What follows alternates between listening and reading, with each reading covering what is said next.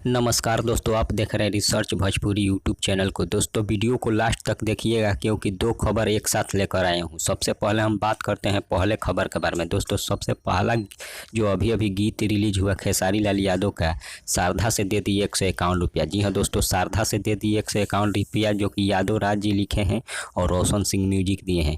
अभी इसे रिलीज किया गया है एसी फिल्म्स पर। अभी तक आप नहीं सुने हैं तो जाकर सुन सकते हैं, एसी फिल्म्स पर इसे अपलोड किया गया है। और आइए चलते हैं दूसरे खबर पर। तो दूसरा गाना है आरती में बाड़ी खाड़ा। जी हाँ दोस्तों, आरती में बाड़ी खाड़ा जो कि प्यारे लाल कवि जी लिखे हैं और रोशन सिंह म्यूजिक दिए हैं, जो कि प्यारे फिल्म्स पर रिलीज किया जाएगा। लेकिन इसका रिलीज डेट अभी नहीं बताया गया है। इसका रिलीज डेट अभी कंफ्यूज में रखा गया है, लेकिन अभी नहीं बताया गया। लेकिन हो सकता है आज नहीं तो कल इसे कभी भी रिलीज किया जा सकता है, क्योंकि नवरात्र ज़्यादा दिन नहीं है, इसलिए इसे कभी भी रिलीज किया जा सकता है। इसलिए आप सब तैयार रहिए, प्यारे फिल्म पर इसे रिलीज किया जाएगा। तब तक बने रहिए हमारे साथ, मिलते हैं अगले वीडियो में। धन्यवाद।